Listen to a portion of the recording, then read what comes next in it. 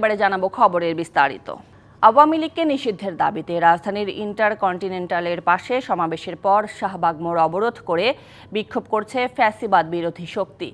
আওয়ামী লীগ নিষিদ্ধ সংক্রান্ত ঘোষণা না আসা পর্যন্ত সড়কের অবরোধ না তোলার ঘোষণা দিয়েছে এনসিপি সহ জুলাই অভ্যুত্থানে যুক্ত থাকা বিভিন্ন রাজনৈতিক দল। এর আগে রাতভর প্রধান উপদেষ্টার বাসভবনের সামনে অবস্থান নিয়ে বিক্ষোভ করে তারা।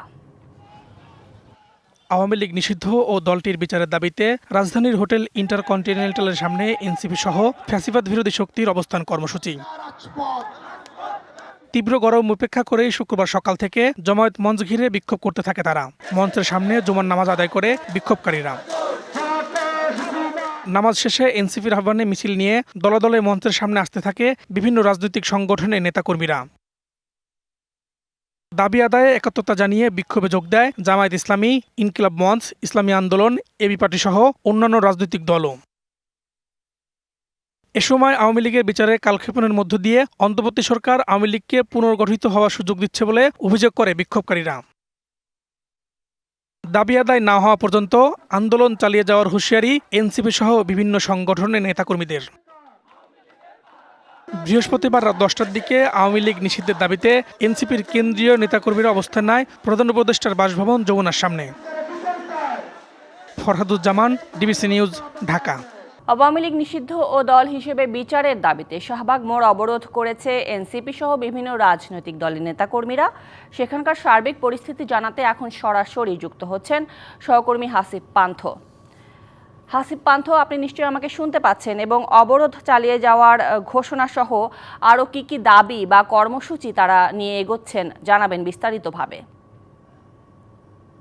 অবস্থান করছি শাহবাগে। দেখতেই পাচ্ছেন আসলে এখানে কয়েক হাজার মানুষের কিন্তু আসলে সমাবেশ ঘটেছে। সেই গতকাল রাত থেকে শুরু করে এখন পর্যন্ত কিন্তু আসলে তারা সড়ক এখনো অবস্থান করছে। গতকাল রাতে একটু পুনশ্চ বলে দিই, গতকাল রাতে কিন্তু আসলে আওয়ামী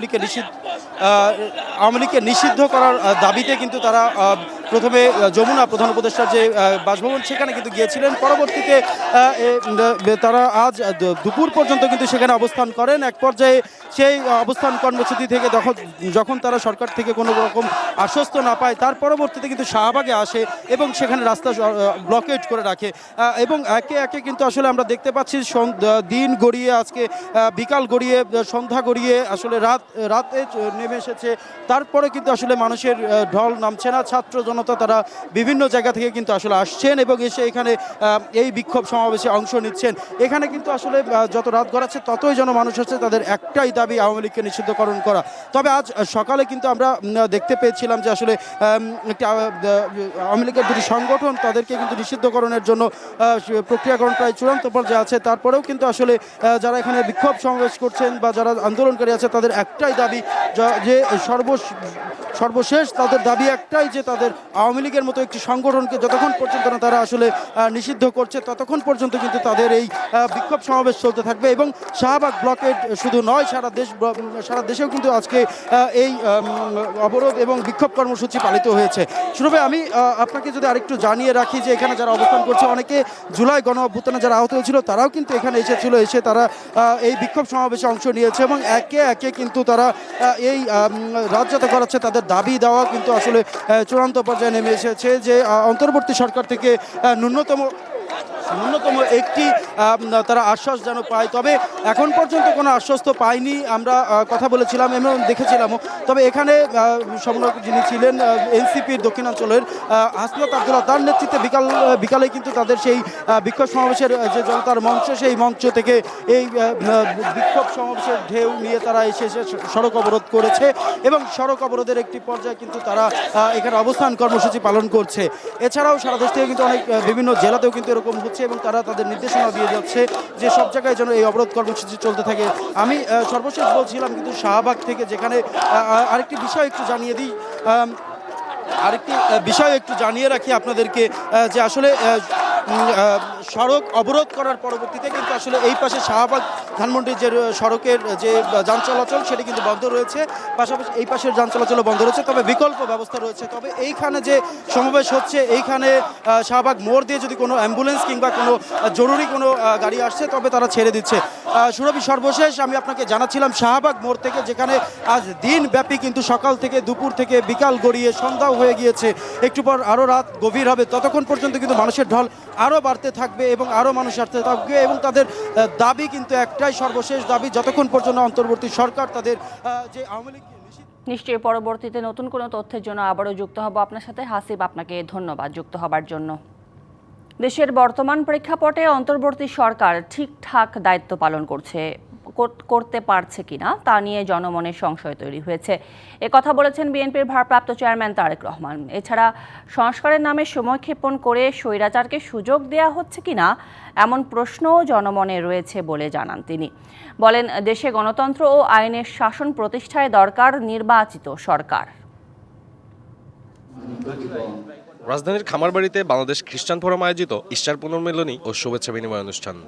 একটি ভাষা, সংস্কৃতি, ধর্ম, বর্ণ সব কিছুর আশ্রয়স্থল হতে পারে বাংলাদেশ জাতীয়তাবাদী দল। এতে যোগ দিয়ে বিএনপি মহাসচিব বলেন, ধর্মকে ব্যবহার করে বিভাজন নয়, দেশের সংকটময় মুহূর্তে ঐক্যবদ্ধ থাকতে হবে। যে বাংলাদেশে আমরা 1971 সালে স্বাধীনতা যুদ্ধ করেছিলাম, সেই সময়ের যে অসাধারণ একটা ভ্রাতৃত্ব ঐক্য নিয়ে আমরা যুদ্ধ করেছিলাম স্বাধীনতার জন্য, সেই বোধ, সেই চেতনা, সেই ঐক্যকে যেন আমরা অটুট রাখতে পারি। আজকে কোনো শক্তি যেন আমাদেরকে বিভক্ত করতে না পারে। লন্ডন থেকে ভার্চুয়ালি যুক্ত হয়ে দলের ভারপ্রাপ্ত চেয়ারম্যান তারেক রহমান বলেন, জনগণের কাছে দায়বদ্ধ সরকার প্রতিষ্ঠায় অন্তর্বর্তী সরকারের প্রতি সমর্থন অব্যাহত রয়েছে বিএনপির। রিসেন্টলি যদি আমরা খেয়াল করে দেখি, বিভিন্ন কারণে অন্তর্বর্তীকালীন সরকার তাদের দায়িত্ব পালনে সক্ষমতার পরিচয় দিতে পারছে কিনা এ নিয়ে সমাজের বিভিন্ন শ্রেণী পেশার মানুষের মধ্যে কিন্তু ধীরে ধীরে সংশয় সৃষ্টি হচ্ছে। তিনি আরও বলেন, নানা ইস্যু তৈরি করে ফ্যাসিবাদ বিরোধী ঐক্যে ফাটল তৈরির পাশাপাশি আওয়ামী লীগকে পুনর্বাসনের চেষ্টা করা হচ্ছে কিনা তা নিয়েও জনমনে প্রশ্ন রয়েছে। সংস্কারের নামে সময় ক্ষেপণ করে অন্তর্বর্তীকালীন সরকার একদিকে যেমন হয়তোবা পলাতক স্বৈরাচার এবং তাতে দোষরদেরকে নিরাপদে দেশ ত্যাগের সুযোগ করে দিচ্ছে, অপরদিকে অত্যন্ত সুকৌশলে নানা ইস্যু সৃষ্টি করে স্বৈরাচার বা ফ্যাসিবাদে বিরোধী দলগুলোর ঐক্যের মধ্যে ফাটল ধরানোর একটা ক্ষেত্র হয়তো তৈরি করতে চাইছে। ভবিষ্যতে কোনো ষড়যন্ত্র যেন দেশকে গণতান্ত্রিক পথ থেকে বিচ্যুত করতে না পারে তা নিয়ে সবাইকে সজাগ থাকার আহ্বান জানান তারেক রহমান। সাব্বির রোজ, ডিবিসি নিউজ, ঢাকা। ভারত পাকিস্তানের নিয়ন্ত্রণ রেখা বরাবর চলছে পাল্টাপাল্টি গুলি বিনিময়। উত্তপ্ত পরিস্থিতিতে এবার আরব সাগরে পাকিস্তানের বিরুদ্ধে সামরিক অভিযান চালিয়েছে ভারত। এর আগে বৃহস্পতিবার রাত এবং শুক্রবার ভোরে ভারতের পশ্চিম সীমান্তে ড্রোন হামলা ও গোলাবর্ষণ করে পাকিস্তানের সশস্ত্র বাহিনী। অন্যদিকে পাকিস্তানের হামলার সংখ্যায় এবার উচ্চ সতর্কতা জারি হলো ভারতের রাজধানী দিল্লিতে। তবে ভারত পাকিস্তান সংঘাতে হস্তক্ষেপ না করার ইঙ্গিত মার্কিন ভাইস প্রেসিডেন্ট জেডি ভ্যান্সের। দক্ষিণ এশিয়ার দুই পারমাণবিক শক্তিধর প্রতিবেশীর মধ্যে নতুন করে উত্তেজনা ছড়িয়েছে। পাল্টাপাল্টি হামলার পাশাপাশি চলছে বাকযুদ্ধ। চলমান উত্তেজনার মধ্যেই এবার আরব সাগরে পাকিস্তানের একাধিক লক্ষ্যবস্তুতে সামরিক অভিযান চালিয়েছে ভারতীয় নৌবাহিনী। শুক্রবার ভোরে এই টার্গেটেড অপারেশন শুরু হয় বলে জানিয়েছে ভারতীয় গণমাধ্যম। তবে ক্ষয়ক্ষতির পরিমাণ জানা যায়নি। অন্যদিকে পাকিস্তানও এ বিষয়ে কোনো প্রতিক্রিয়া জানায়নি। এদিকে জম্মু কাশ্মীরের কিছু অংশে পাকিস্তানের ক্ষেপণাস্ত্র ও ড্রোন হামলা এবং পাঞ্জাবের পাঠানকোটে গোলাবর্ষণের পর বৃহস্পতিবার সন্ধ্যায় চণ্ডীগড়ে বাজে সাইরেন। শুক্রবার ভোর হতেই অঞ্চলটিতে আবারও সতর্কতা সাইরেন বেজে ওঠে। পাকিস্তানের হামলার শঙ্কায় প্রস্তুতি হিসেবে সীমান্ত এলাকার পর এবার উচ্চ সতর্কতা জারি করা হলো ভারতের রাজধানী দিল্লিতে। বাতিল করা হয়েছে সরকারি চাকরিজীবীদের সব ধরনের ছুটি। এই চলমান উত্তেজনায় ভারতের হিমাচল, পাঞ্জাব, জম্মু ও কাশ্মীর, লাদাখ, গুজরাট ও রাজস্থানের 24টি বিমানবন্দর বেসামরিক চলাচলের জন্য বন্ধ করে দেওয়া হয়েছে। এছাড়া ভারতের সঙ্গে পাল্টাপাল্টি হামলার মধ্যে পাকিস্তানের অন্তত 149টি ফ্লাইট বাতিল করা হয়েছে। ক্রমশই তীব্র হচ্ছে দুই প্রতিবেশী দেশের চলমান উত্তেজনা। ভারত পাকিস্তানের মধ্যে চলমান উত্তেজনার হস্তক্ষেপ না করার ইঙ্গিত দিয়ে মার্কিন ভাইস প্রেসিডেন্ট জেডি ভ্যান্স বলেছেন, যুক্তরাষ্ট্র এমন কোনো যুদ্ধে হস্তক্ষেপ করবে না যেখানে তার কোনো স্বার্থ নেই। Nahida Rinthi, DBC news desk. দুই পারমাণবিক শক্তিধর দেশ ভারত ও পাকিস্তানের মধ্যে উত্তেজনা বাড়ছেই, প্রতিদিন হামলার ঘটনাটা ঘটছেই, আর দুদেশেই দোষারোপ করছে একে অপরকে। চলছে তথ্যযুদ্ধ। এমন পরিস্থিতিতে আতঙ্কে নিরাপদ আশ্রয়ের খোঁজে এলাকা ছাড়ছেন সীমান্তের বাসিন্দারা। রাতে ব্ল্যাকআউট, ঘুটঘুটে অন্ধকার, তারই মধ্যে অন্ধকারাচ্ছন্ন আকাশে ছুটে যেতে দেখা যায় ক্ষেপণাস্ত্র কিংবা ড্রোন হামলার লেলিহান শিখা। কোথাও বাজছে বিমান হামলার সতর্কতা সাইরেন। সকাল হলেই দেখা মেলে ধ্বংসস্তূপের। কয়েকদিন ধরে ভারত নিয়ন্ত্রিত কাশ্মীর কিংবা পাকিস্তান অংশের কয়েকটি এলাকার চিত্র এটি।